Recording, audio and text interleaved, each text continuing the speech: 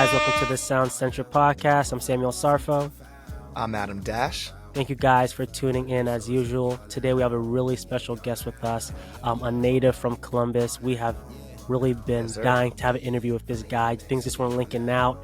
Your boy was sick too, so you had to push this back later on, but we finally have him with us. Guys, please give a warm welcome to Joey Aich. How you doing, my guy? What's good? What's good? Let's go. You feeling good? I feel great. That's amazing. I feel great. Man. I'm hoping, obviously, we talked earlier, but you're feeling better now. Oh, yes. A lot better. Was not looking good beforehand at all. Was not looking good. But to get into things, as we do with every beginning of our podcast episodes, me and Sam like to recap what we've done this week, just so me and him can just catch up, because we sometimes don't talk for a week, besides texting constantly every day. So we do a playlist title and a song that highlights that playlist. So Sam, how are we feeling this week? I'm feeling better. Your boy's recovering, so can't get worse. The playlist title is going to be Detox. Shout out to Dr. Dre. Adam actually sent me a link of unreleased Kendrick, which was like around Detox era, Good Kid, Mad City era. So I was sending him like some videos of the unreleased versions I have on my Apple Music, which I do love. Dr. Dre's a hero to me. The single will be Crack a Bottle off Relapse Eminem with 50 Cent and Dr. Dre, of course. Your boy is doing better. I'm going to watch Guardians of the Galaxy as well tonight as well. So really feeling good. It's a strong recovery. What about you, Adam? I need to see that movie. My friend said it was bad, but I also heard good reviews on it. So yeah, I'm proud. All right, we'll see. They can't mess up. They definitely can't mess up. For me, so since I just graduated, but I'm also about to go travel, my name and song are the same thing. We're going to Pit Stop by IDK, the second song of the new album. Incredible. And, yeah, the album is so good. I've been trying to put Sam onto it. This man has the best transitions in music. And as I was just telling you before, that song has like a children's choir on it. And I'm just like a sucker for that. Whenever there's children singing on a song, it just sounds dope. But yeah, excited to have this like 4 days at home before I'm about to go travel for a little. And then the real world sets Vacation. in. Man. Big pimpin'. But Joey, big pimpin'. Joey, how are we feeling? What's the name? What's the song highlight in the playlist? So I'm feeling pretty good. Last week I had COVID, so I was recovering, and I was good to be able to, because I had a show on Saturday here for Alley Islands Music Festival, so I was feeling good. Rapped well on the show, so this whole week has been good. I'm getting ready for another show, so I'm like turned up a little bit. So the name of the playlist would be damn. I had the name. I don't know. It's gonna be called. You can call it, I don't know. Yeah, fuck it. Keep going. That's what it's gonna be called. And then the song is gonna be Find a Topic. Isaiah Rashad, because I've been listening to that all week. Like all week. All week. I was just bumping What's Wrong. What's Wrong in the car. Love that song. Like unreal. I need to get hip. I'm already familiar with him, but I need to get more hip with his older discography as well. Yeah, some of your beat choice I can definitely tell is Isaiah Rashad inspired. Oh yeah, like the song Inside immediately. Oh. I was like headshots. Like I was just getting that type of beat vibe from that. Yeah, and that like it's like Isaiah Rashad, more so like Mac Miller, you know, like all that stuff. Like I used to just go on Instagram and be like, or not Instagram, on YouTube and just be like, Mac Miller type beats. That's what I do. Isaiah Rashad, Mac Miller type beats, like, and that it'll always show up. And so whenever I see those, I'm like, click. Yeah. Yeah. I'm a sucker for those. Yeah. Who is it? Come on now. But let's dive into the album. Starting with back in 2018, you had If Money Grew on Trees, right? Yes. In 2020, you dropped Open Treehouse. Now you're back again, and many people are excited to hear from you, right? Obviously, we got new music, but instead of dropping a new project, you decided to drop a deluxe. And of course, you had some singles earlier on from 2022 as well to prelude this deluxe album. But why did you pick a deluxe instead of a new project? What led you to that direction? So, like when I released like the single for Open Treehouse, like the first time, Rossi on the Deck, like that was like the one that when we were talking to all my friends and just the people that are around and being like, what song do you think is the single? And they're like, that one. Like, that is the single.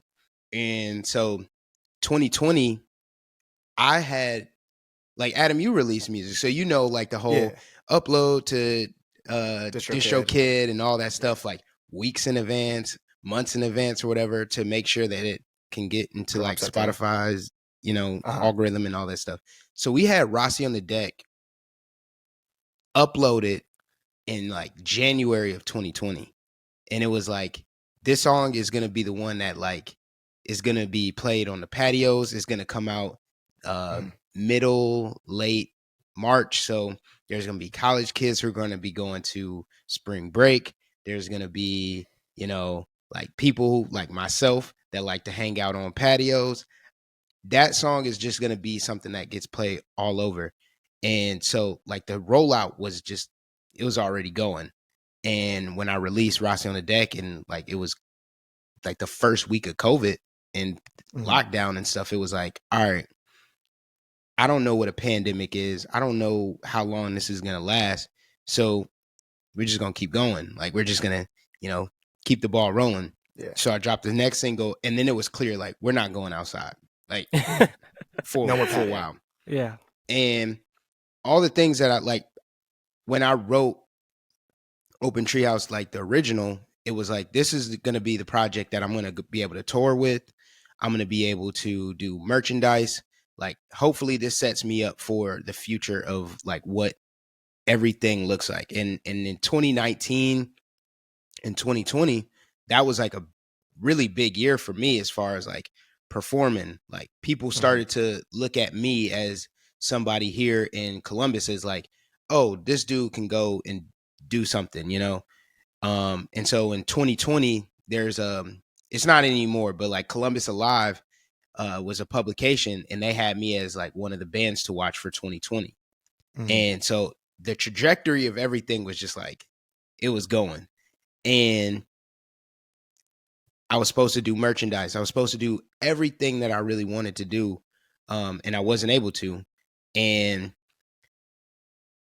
from there, like, I'm like, I believe in these songs. Like, it's not just like I go and I see songs like Inside and Extra Sauce and Rossi on the Deck even, and I'm like, you mean to tell me that only like 300 people have heard these songs?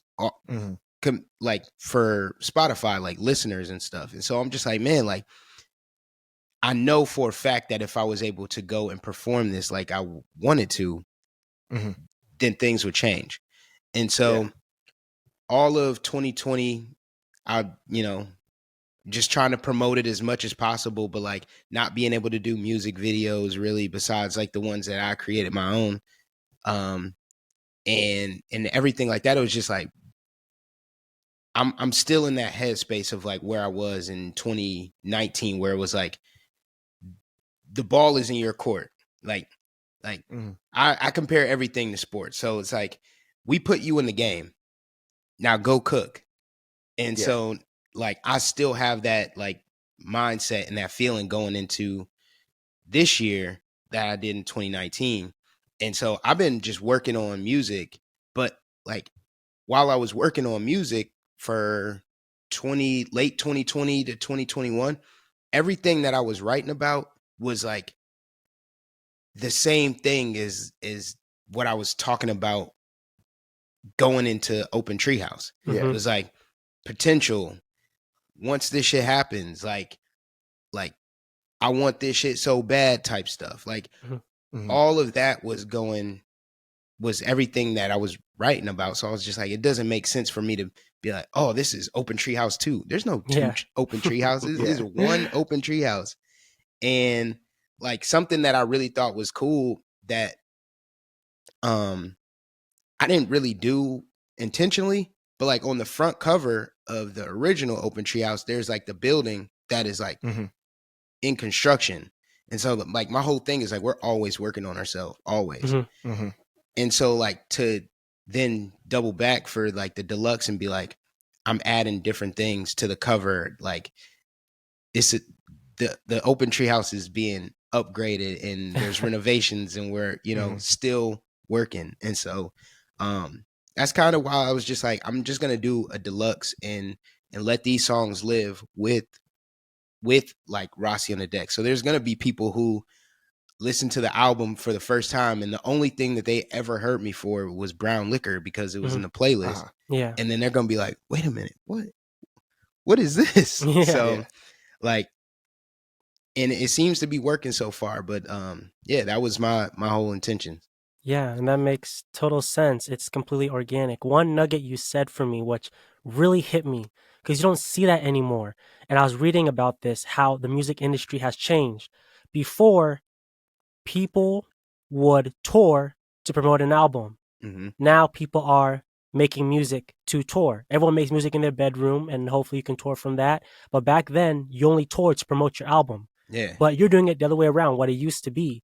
How you're placing touring and performing as a priority in order to promote your music. That's what's getting you out there. It's not necessarily what everyone's kind of doing, trying to get on these playlists, promoting on social media. No, it's the traditional way, meeting these people face to face and performing out there, which is a big applause to you, honestly, because I don't see that as much anymore.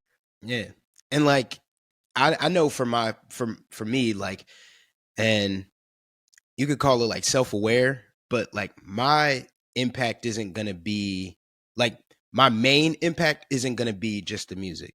My main impact is going to be like when people get to meet me in person, when people get to like see me perform live and they're just like, oh shit, like I was kind of a fan before, but now like I'm going to go, and every single time he performs, I have to go, And so that's like, it's always kind of been that way for me, where like, even if I was like writing a paper or something for school or like an interview or something, it's like, man, I'm writing this paper, but like when you meet me, that's where I'm going to get the job. Mm-hmm. And so like, that's been my whole thing, is like the music is helping me get in front of the people, and me being in front of the people is going to take me to the next level and all that stuff. Mm-hmm. Yeah, it's definitely a very lost art that performing has kind of been on the back burner. And I'm someone who grew up like watching tour life documentaries and studying like what artists did. And even when I'm at shows, I'm like writing in my notes app like what opening artists do that like get fans going crazy. For example, if you have like 5 t-shirts and you're like, who wants a free t-shirt? Man. Everyone loves free stuff. That gets everyone excited. And Jordan Ward, if you know who that is, he opened for Smino and JID on this tour. He was really good at like making the crowd repeat the name of the song he just performed. So he'd be like, what was that song? And they'd be like, I love you. And they'd be like, what's the song? I love you. Say it again. And it's like, it was ingrained in your head. Yeah. You keep having to do it. So I love that you put that on the forefront. Like performing is so important. Man. And like, you guys have been on like the TikTok stuff, and like I've seen people say like, man, there's no reason why you should be going out and performing when you can like build this audience and stuff. And I'm like, that is like backwards. That's so backwards, man. Like, it's crazy. And I'm in a club at Ohio State that helps plan, or they help plan like the free concerts that come. So we brought like Jaden Smith, and we were looking into bringing Ice Spice, and her set was 20 minutes long because she doesn't have like that much music out. And she was asking for like $100,000+. And it's like, I don't think these artists know the importance of the college market. And maybe you should take less money now, because if she came, that causes everyone at Ohio State to listen to the album because they want to know the music beforehand. If you end up putting on a good performance, you just got certified fans. Yeah. And I think that it's kind of, and like one artist that we were trying to get, it said she's picky about what colleges she goes to. Like, what? This is the 18 to 22-year-old market is so important. Yeah. And live touring and going to these colleges is like just such a crucial thing. Yeah.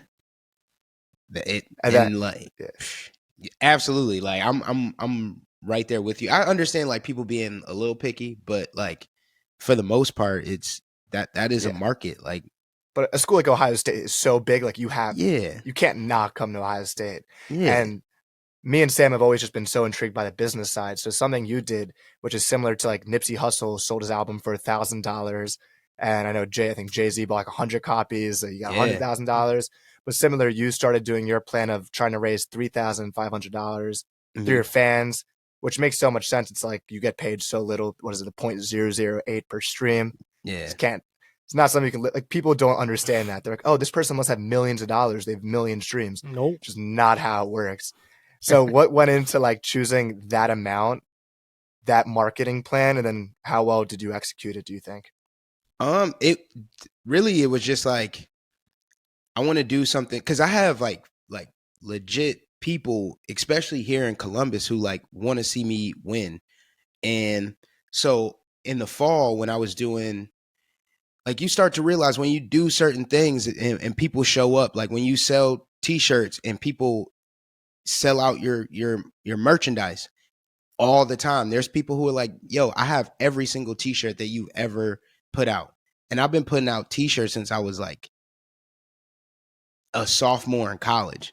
Like, I'm 29 years old, and there's people who have every single t-shirt, different variations, the yellow one, the green one, like they have everything.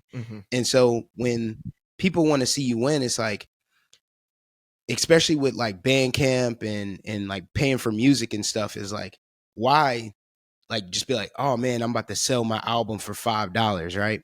When you could just be like, what do you want to pay for it? And like, if these are the people who want to see you win, these are like, and like, again, these are the same people that when I have a $12 ticket for a show and they're like, yo, I'm Venmoing you 25 because I want to see, like, you deserve much more than $12. Like, and so when I did the show in the fall, at A&R Music Bar, when I had my debut with my band, it was 187 tickets sold, and I was going around like selling them to people like on hand. And from that, I started to realize, I'm like, man, like, imagine if a fraction of those people bought the album for $10. Yeah. It's like, okay, cool. And so then I was just like, I just kind of wanted to be a little bit witty. So it's like 0.00035 cents or whatever per stream or whatever. So it's like, all right, $3,500. Yeah. That's 100 people to buy the album for $35, and kind of just repeat that 35 to people. And yeah, like people, man, it's one of those things where you realize like people really want to show up for you and do everything to show you that like they support you and want to see you win. And like there's a brewery here, Land Grant, that I work there, but I've been going there for the last 2 years as just like a patron, and they support me so much in like opportunity. They support me in just like, you know, ideas and stuff. And so they were like, yeah, we're going to buy the album for $1,000. I'm like, you can't, like, for somebody to want to see you win off of an album to pay $1,000 for it, and knowing that like they're trusting me to be like, I know that you're not going to take this money and go buy a PS5. I know that you're going to, I know that you're going to use this to make videos. I know you're going to use this to do ads. I know you're going to use this to, you know, make sure everything is right to make, you know, the best product. And so that was the coolest thing, is just seeing people like really be like, we're behind you and we want to see you make the dream work. That's so cool. The Columbus community supports you like that. Yeah. I think it's a smaller community. It's growing, as you said before we started recording. That's awesome. And it was like people from here. I'm originally from Cleveland. But like it was here, Cleveland, people in New York, like just people I went to school with, like just so many people. And to see the village of people that are like around that want to see me win is that was so eye-opening. And like one of those things where it's like, I can't half-ass this shit. Like I can't, you know, I can't just do this and just, you know. Yeah, it's like now you have people investing in you. It's like a business. And once you have people investing in you, you have that kind of weight on your shoulders, which is good weight. It's like motivating weight. But it is something telling you, I can't sleep in today. Like I have to wake up and write this song because this person invested money in my ability to write songs. Right. And like I'm more so in the business of like proving people right more than proving people wrong now. And like I spent not majority of my career or whatever, but like when I was younger, it was like, man, doubters, haters, blah, blah, blah. Yeah. And then it was just like, man, I'm selling 70 tickets for shows that I'm opening up for with 15 minutes and 20 minutes, and people are coming out to see me. And like that started to make me realize like it's building the community, building your fans, building your people, that like you don't have to be the biggest artist in the world, but like if I'm able to go into 15, 20 cities in the country and have 100 people buy tickets to the show, and a few of them or more than half of them buy merchandise, I'm good. Like I'm straight from the financial side. Like I'm good. Like, Yeah, and so Adam beat me to it. And just picking back off what he said, how impressive it is that you've been able to build that hardcore fan base at home. Because that's what a lot of people are finding difficult. You know, there's a saying that says you will never be a hero in your hometown. That's because whatever you do, whether you're in entertainment or whatever, it's the people that's outside that are going to tell you, oh, you are like up and coming, you're the best, but it's your own people in your classrooms, your clubs, whoever aren't supporting you. So do you think this is something that every independent artist should be doing, similar to what you did, what Nipsey's doing or did, having a priority over your art and not letting an entity like a label or streaming ruin that for you or ruin your financial gains? yes, and also shout out to LaRussell too, because Mm-hmm. like Yeah, he's good with it. Mm-hmm. it incredible, and like seeing him do it, it was like it's cool to see like Nipsey do it and be like, yeah, man, that's so dope and stuff. But like to see somebody like LaRussell that we've just watched over the last like 2 years to Yeah, do just take ownership of everything that he does, and I'm like, man, every single idea that I see him put up on Twitter is the shit that I'm talking to my dude Dom Deshawn and Wes Will about. Like Mm-hmm. I'm like, these are in there. I'm just like, all right, maybe I need to lean into it more and do those things too. And I believe that just like when building your audience and community is way more important than like, especially like label stuff at this point. We've just seen we've seen the pros and the cons like of like the label, and there's a lot of cons when it comes to financially, when creatively, like when you can do this, when you can do that, when it's Mm-hmm. like, man, if I want to put out a EP next Friday and my fans and the people who believe in me are like, yeah, I want to buy that for $2.50, and I have, a whole bunch of people who are willing to do that, it's like it just makes sense. Yeah. Like, yeah. And I love your appreciation for the people that were supporting you, because I think it's really easy to always be comparing yourself to others and like, oh, this for even for us, like, oh, this podcast is getting blank amount of views. But my mindset has always been, even if one person listens, it's like, oh, one person gave a fuck what I had to say about stuff. So exactly. hearing you, like, you're like 70 people thought it was important enough to spend their money to come see me. I think it's just like the best mindset to go with it. Yeah, and I've watched different artists that I've seen from going to their shows and stuff. Like one of the moments that was really just monumental to me, that just and this is one of the reasons why like this artist I just have an affinity for. Like like I don't have to like all the music and stuff, but like Uh-huh. I went to Miami of Ohio on like a Tuesday to see Logic perform, and this is right before Under Pressure, Mm-hmm. like literally Oh, right so you were before Under there. Pressure. I was there, like Hardcore fans. Mm-hmm. I'm in the Yeah. front row, and it's me and my girlfriend, and we're just like chilling, and I'm like, man, like this is what I want to do, Yeah. and Yeah. Those are the tour life videos I was talking about before. It was Logic Mm-hmm. videos. Like that's Yep. who I was looking at.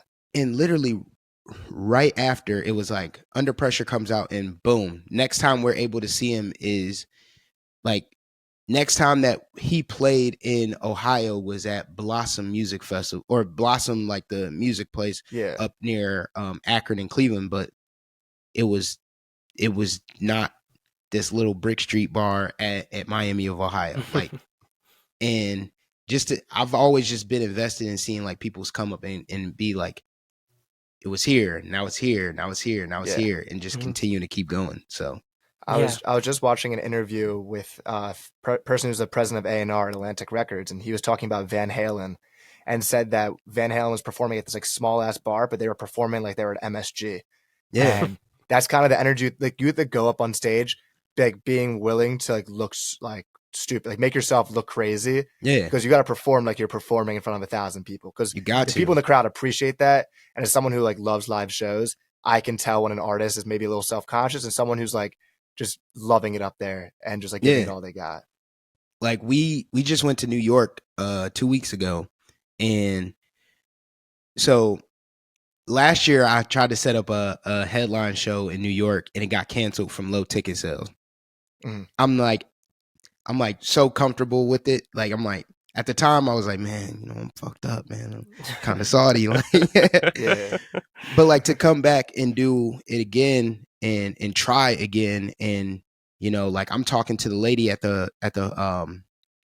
who's doing the door, and I'm just like, hey, how many tickets were sold? And she's like, well, you had like 25 before doors. And I'm just like, I could have fell out on the ground like at that point, because it was just like, it's 25 people that are gonna see me perform, and like I perform same energy. Every stage is Coachella for me, like because like you can have 5 people in there, and if you rock out and do it the best that you can, those 5 people are going to bring 5 more people, and then those people are going to bring 5, 10, 15, 25 more people the next time. And like I'm all for building community, building fans, and that's the way to do it. Like that is like there's no better way than that in my mind, at least for me. Yeah, 100%. Has there been a tour of yours that's been your favorite? And before you answer, I want to praise you so much, Joy, because it might be just because people have the accessibility just to make music in the bedroom. And that's all that really is. If you can just make a song in your bedroom, you put it on TikTok, it blows, boom, you're done. It blows on Twitter, boom, you're done. There's no need to quote unquote perform, but you're still taking on that traditional route and ensuring that you build the foundations to lead you to success. Because that short term money, what did Fat Joe say? Yesterday's price ain't today's price. It's not today. Those people who are messing with you on TikTok ain't gonna be there, you know? Yeah. So that's just kudos to you. But has there been a tour or anything like that that's been your favorite or has been almost life changing for you at all? Yeah. So last year I did the Aich Madness tour, and that was like the one that I'm like, we're doing this this way, and it's like we're gonna start in March, end at the end of April. Like I want to be way more strategic. I want to plan this, logistics, all that. So that's probably my favorite. And then probably like the most I don't want to say like important, but like in that last year was 2020. 2021, like in the summer, they asked me to open up for Mark Rebier at Newport, and it was sold out. Awesome, like incredible. And so I had that show, and I had like 3 to 4 more shows like lined up and stuff. And from that show, like that was the first one of like the mini run of shows that I did there, but it was sold out. First time playing at the Newport, and that was like, oh, if during this whole time of lockdown that I ever had like an idea that this is not what I wanted to do, that was the one was like, nah, like this is it. This is fun. This is what I'm meant to do. And like from here on out, let's just keep it up, keep going. Yep. Like everything that you, and like me saying to myself, everything that you dream about doing, just go and do it. Yeah. Newport's is a crazy place to perform sold out. Like I've 100%. I've seen a bunch of shows this year there, and like seeing that amount of people probably looking at you, I can imagine is probably the dopest thing ever. Man, it's like the most famous. I still look at that smile. He knows. I still watch some of the videos, and I'm just like, this is like crazy. This is like it doesn't make sense. So yeah, it's a stage that's had some of the most famous rock and roll artists ever. Like there's that sign when you walk in. I remember during my prom was at the Fillmore in Philadelphia, and I got the chance to perform on it, and I saw Anderson .Paak on that same stage a month before. I'm like, damn, I'm on the same stage that fucking Anderson .Paak was on. And I saw, so that was crazy. But to get into the album, so first I want to I'm curious on what you think like the Ohio sound is, because the vibe I got throughout your album was very similar to the Chicago sound of like a Saba, Chance the Rapper, a No Name. Mm-hmm. And with your like the choruses all so catchy and like melodic, and just the rapping ability. So what are your kind of your inspirations for music? I know you touched on Isaiah Rashad and Mac Miller. Mm-hmm. And then what do you think the Ohio sound is? So I think the Ohio sound is, so obviously you have like history of funk. Like funk is from Ohio. Like that is, I do want to say that.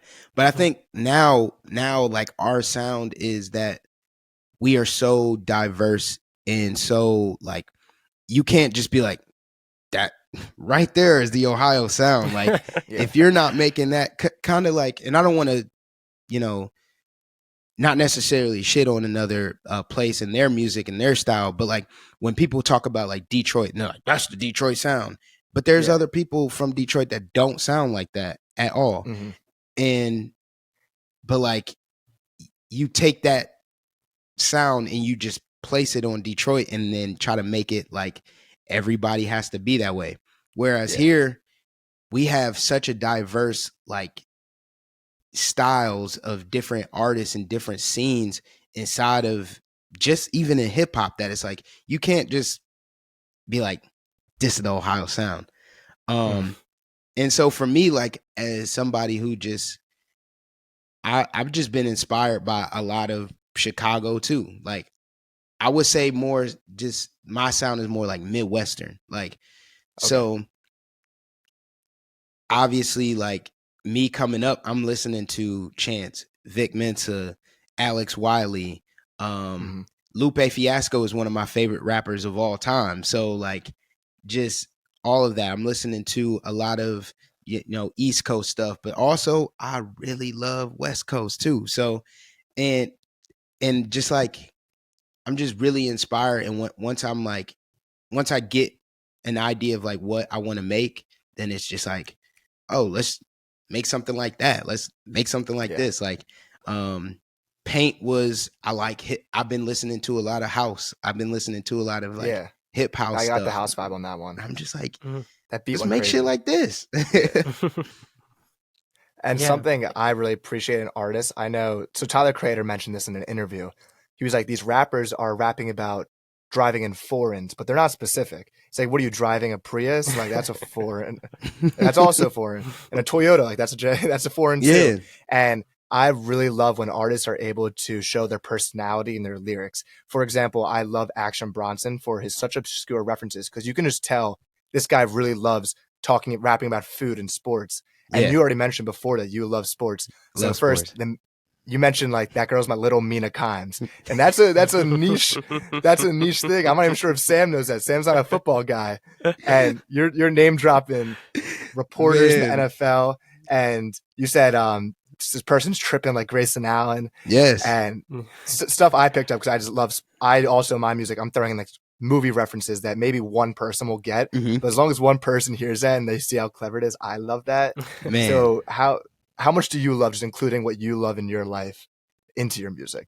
I like, that's the best part, because like I write just my story, like my life. I'm a middle class from the suburbs of Cleveland, Ohio. Like I've been so just into writing about my life, that like in my story. And I had like people when I was like coming up, when I was like younger, it was like, you know, you want to rap, but you never struggled and blah, blah, blah. Like you're not from this. And so I was just like, all right, well, I'm just going to champion my story in my life. And from that, it's just, you're going to get a bunch of me talking about Mina Kimes. Like I love Mina Kimes. I love sports. I love like being able to say like a Jetty Osmond bar in a song, and people who are from Cleveland are like, did you really say Jetty Osmond? Like, yes, I did. Like, and the people who get it, are like, man, like that was so clever. Fire.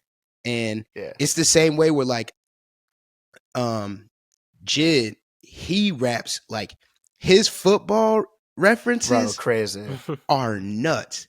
And like, I'm not like a football savant at any stretch of the imagination, but like hearing people talk about like sports coverages or whatever and relate it, Yeah. and then like saying like he was a nickel, and I'm like, bruh, Yeah. I know what you're talking about. So like I want to do the same thing in my music. Like I've just always wanted to throw sports references and stuff in there that like the people who do like sports, like you'll pick You'll up get it. on them. So And it's always fun when they like say it back to you. They're like, "Oh, like you said that," and you're like, "Yes, someone got it." yeah, Like Jid has a line on a song. He goes, "Throwing this heat like I'm Patches O'Houlihan." I'm like, yeah, "That's a dodgeball reference. Like that's fire." I mean, yeah, everyone knows who Patches O'Houlihan is, but I know who he is, and I like that. yeah.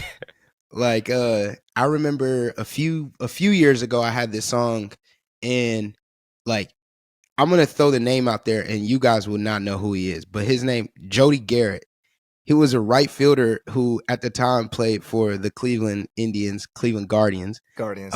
But like he was a right fielder and he was like a left-hander, and I'm like, I'm left-handed, so I'm just Yeah. like I swing the pen like Jody Garrett or something like that. And like people who like fall in love with like Cleveland sports and stuff, and specifically like we know our players, like Yeah. we yeah, like and I just had so many people who were just like, I can't believe that you were able to fit a Jody Garrett bar into a song. Like nobody knows who he is. I'm like, you do. So Yeah. I definitely need to step on my football bars because y'all lost me, man. I'm not so fun either. I got to step it up. I'll make sure right after this, I'll learn a little bit more. And obviously, everything you're saying is so clear, Joey, because you can tell you're pulling from so many different directions, but it's all being directed and coming from a place of your heart that's authentic and real. Along with that diversity in terms of your collaboration with the producers, the features, even like engineers you're talking about earlier. Are all those mostly local based? Are they kind of all over, or a little bit of both? I believe everybody is either Ohio native or Ohio based at some point. Hmm. And like that is pretty intentional as far as just being like, man, like I'm around some very talented people like Mm. all the time. Like it's just like, oh, you make these beats. Like I just was with somebody yesterday, and they're just like, yeah, like I don't even know if I could say this, but yeah, I'm probably not gonna say it. But they're like, yeah, I'm about to go. I don't want to. Yeah, he's like, yeah, I'm about to go make beats for so and so. So I'm about to be gone in LA for like a month. I'm doing like a whole album with them, and so I'm like, oh shit, damn, that's crazy. Like you just told me that you was about to send me a pack of beats, like, so, and like, just like I just want to do everything to help with my friends, and I believe in just like high tides raises all ships and stuff, and like raises all of us to be able to get to the next level, and you know, hopefully my music helps somebody who does videos or producing or a feature to get their next feature or get their next thing, you know. So like I've always wanted to do that and just work with the people that are here in Ohio. Yeah, that's That's amazing. awesome. And kind of like similar, just still on topic of the album, for the album cover, I'm just interested in this. Was your album cover based on Codename Kids Next Door? Yes, absolutely. Mhm. Yeah, Yeah. Okay. 100%. Um, why? Like, is that just a show you grew up loving, and like you just like love the aesthetic of like the treehouse? Yeah. Yeah. So it was like it was that I've always like loved the TV show. Always just that visual of the tree, and you know, like when they come back in from a commercial, it's just like the house and stuff like that, Yeah. or the tree house. But also like to go off of if money grew on trees, on that cover, I'm like in a tree and there's no leaves, and I'm like holding a leaf. And like at that time it was just like not necessarily like the worst shit for me, but it was like I graduated from college and I felt like I've been spending my last 3 years telling people that I want to make music, and now it's the time. Like all my friends are going to work at these different companies and all that shit, Hmm. and so I'm just like, man, I want to make music. Like people were asking me like, what are you gonna do when you leave? And I'm like, I'm about to change the world with music. That was my whole thing. That was my spiel. And so on the front cover of If Money Grew on Trees, I was just like, man, like I was in this tree and I had nothing nothing to show for it. And now like I've had all these different experiences and shit that people have seen. And I'm like, oh, like my tree is, I got leaves now. Like, Yeah. I got leaves. We got this, we got, and just like, I'm really big in the universe building. I don't really watch like superhero movies and stuff, but like, I always love how everything is like connected and shit. Yeah. And so there's so many different things on that cover that are like parts of the past for me. So like the roller coaster is from my album Aich Files. And so Aich Files is like that's like my thing. My phone, Aich Files. My computer, Aich Files. My Wi-Fi, what is it called? Aich Files. Like it's just the universe building. And so my dude Hakeem, he's been making covers for me for the last 5 years. Like I was just like, yeah, like I want, like I have this idea, I sketched it out, and he's just like, boom, got you. Yeah, I love that attention to detail so much. And we were talking about Logic before. You can't really see, but on the tapestry on my ceiling, I have the Everybody cover, and like Man, I always love that shit. Like Sam Spratt. Oh my God, bro! I as a fan, like in high school, that was cool. I'm like, is that J. Cole sitting up in the top, Yeah. and is that Six on the? And I always love that shit, and that the little he makes it, and like you said, the Marvel thing, it turns into Easter eggs, and I didn't realize that roller coaster thing. I think that's awesome. Yeah, it's just like I've those are the things that I loved about, you know, music, and even I did something on, and I'll say it, fuck it. I did something on this album that's similar to what Logic did in there's a song on that they had like an interlude, and he played like another song in the album. Yeah. And he's just like, yo, Six, you can't be playing that. That's the album shit. 85. Yeah. No, I think it ended up being the last song on Everybody.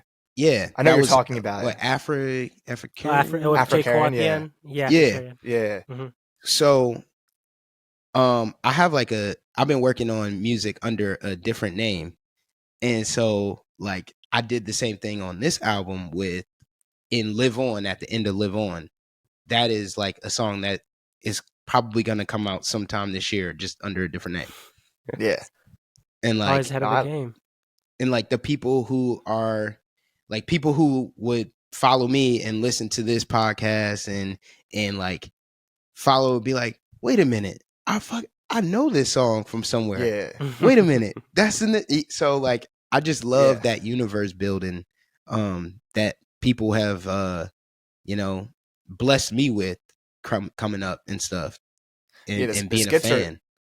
The skits are so cool too. I like how you made it like a tour, and like, okay, guys, now we're go drink some, like, get some alcohol, or at the beginning of the Deluxe. I think that's sick. Is that also Logic inspired? Because that's why I fell in love. I just loved albums being storytelling and a narrative. Yeah, it's like just being inspired by like artists painting like pictures of like their entire career, and it just goes in a way that like you, when you follow it, you're just like, I remember this. Like even J. Cole does the voice that he does in KOD, but it's in Kill Edward.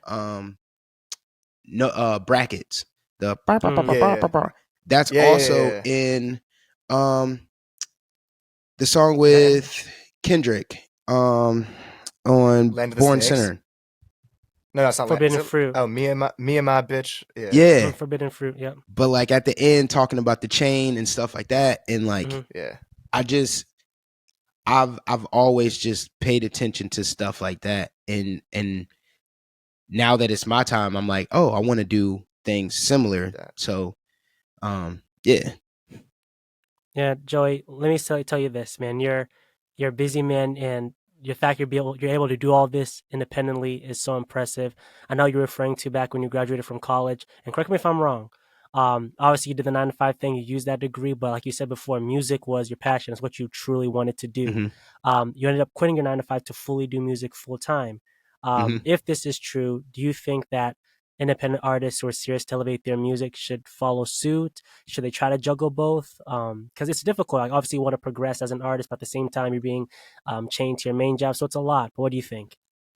I think if you would have asked me this in 2019, I would have been like, man, quit your fucking job. Like, go full in.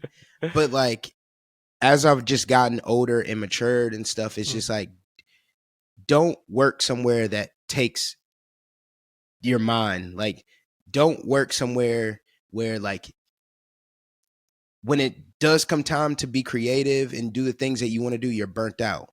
And like, the one sign for me when I was working at the my 9 to 5 job was just like, I was going in, getting a full night's sleep and get there at 8. And by like 8:12, I was yawning, tired, and just like, man, I don't want to be here. And then I will work until like 4 to 5 or whatever. And then it's like, all right, now I need to go to the studio, but I also need to eat. And I haven't eaten today. And now I'm like running off of 2 Red Bulls and I'm just not as productive as I could be. So like, now it's for me, I'm like, I have 3 jobs right now. I work as, Joey Aich, the artist. I also teach kids with the We Amplify Voices program, and I'm in Wedgwood Middle School right now, Mondays and Wednesdays. But then I also bartend at Land Grant, and like I enjoy doing those. Like it's never a thing where I'm just like, I'm dreading doing this, and now like it. If anything, those things add purpose to everything that I'm doing for Joey H. So I would say if you have a 9 to 5 and it's enjoyable and it's helping you out, keep it. Make it work. But also understand that there is going to be a time where you're going to meet that crossroad where like if you're trying to, let's say, go on tour and your job is like, nah, you need to be here. Hey, decisions got to get made. That's what I gotta do. Decisions got to get made. But like if it's helping pay bills and if it's not like taking your mind, then man, I don't see why not. Yeah. Man, But I also think like taking risks it's important. It is. And you really laid out a gem there. Honestly, so many gems throughout this interview. Just the fact that you don't want anything to burn you out from your creative process. You want to be focused on that 100%. And Joey, as always, we appreciate you so much for being here. We wanted you here as early as possible. We finally got you. That was my biggest question I wanted to ask because I know that's such a hurdle for artists to jump through. Adam, is there anything that you're dying to ask Joey before he heads out? Man, I have so many questions, and we'll make this podcast go on for 3 hours. Hey, we still got the post conversation off screen. Yeah. Anything at all? Let me think. I will end it on talking about Red Light Blues because I was texting you about this, Joey. That's probably my favorite song on the album because the skill of being able to have political views and opinion on it, and then actually make it into a good song, not just a preachy song. And honestly, I thought it was a metaphor or like a symbolism when you said a cop with a shooting sleeve, and you texted me, you're like, no, I saw a cop with a shooting sleeve. Yeah. And that's wild. And I mean, Columbus is it gets dangerous. My parents were there for graduation. There was a shooting outside their hotel during my graduation weekend. And just what went into making that song specifically, and you said you stood up for Black trans youth on that song. You did a lot, and it was a really beautiful song. Yeah, like one thing that I guess like not necessarily struggled with, but making political songs or making a stance politically without it, or just in music without it being like, hey, stop the violence and stuff like that or whatever, or hey man, like love your neighbor, stuff like that. But when I wrote this one was or I wrote the first half in June of 2020 during, you know, the protests, and it was crazy here in Columbus. Like, I don't know if you guys were not you. It I was was here. okay During the summer. in the I wasn't here summer during of the summer, 2020, but I wasn't here yet.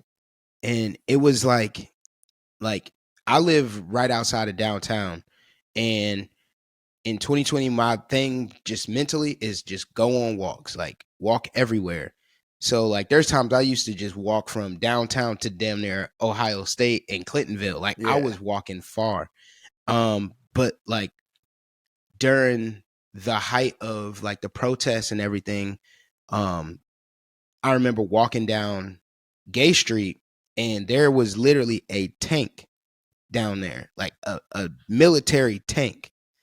And it was just like, man, this is just so crazy. And there's helicopters like all day. Like, not just like I moved here and that was the first time that like I just heard helicopters all the time.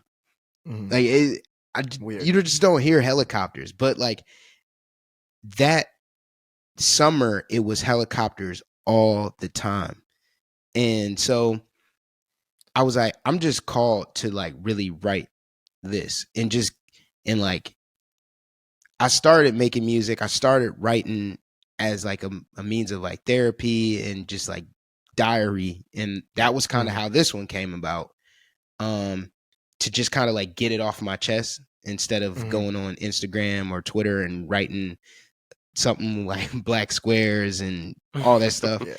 And so that was my way. And then as I like the last verse, like I've been struggling with writing that for years. And like I've always wanted to just like put it in a song or just like have like a few lines on it or whatever. And I just haven't really been able to do it because I guess like the courage and like I'm a very big power in the tongue. Like the things that we speak about in music, the things that we speak about in just life, like we kind of shape our realities in a way. And so like I just was like, I don't know how to write this yet. And just as like things have gotten better, I've matured over the last couple of years. I was like, oh no, I think I'm able to articulate this the right way in the way that I want to in the way that I want to write it and people to receive it. So and that it was definitely a shooting sleeve. Like it was it's like crazy. a full on like white shooting sleeve. Yeah, there's like on campus other week someone was walking out with a machine gun. It's like after I think it was after the Michigan State shooting or something. And I don't know what type of person does that. It's insane. Yeah. That track was incredible. And one thing about this album is literally every track became my favorite song. It was so well made, including the deluxe, and it fit right in there. If you guys haven't heard Open Treehouse, it's out on all DSPs right now. Go check that out. A very, very great project. Important project, I'm sure, in your discography. Please tell everyone where they can find you. I know you have some tours coming up as well. Let the people know what's up with that. So first on the tours aspect, Open Treehouse, the summer run right now. I have a show on Saturday in Cleveland. My big show here in Columbus will be June or July 8th at Natalie's. And that is the one I'm recording the album, like I'm recording the performance and stuff. And really, you know, awesome. that's probably rreleasing it as like another project of like a live album. And you said you have a live band. You have a live band when you perform, dude. That's if you have the ability to do that to any artist, do it, because that makes the performance so fucking dope. Adds so much like just texture and just energy. And then end of this year or August I'm performing with at Wonderbus this year. So I'm super excited about that. And yeah, like performing, man, that's my shit. So definitely check those out. And then I'm available on all streaming platforms, JoeyAich. And then I'm on Instagram, I'm on Twitter, Facebook, all that stuff. So Yeah. You heard the man, follow guys. this Go ahead man. and support him. Go ahead, follow him, support him, do whatever it takes, because he's really pushing the boundaries and really doing something that many independent artists aren't doing, and he's really making his own path. So Joey, we appreciate you for being here as always.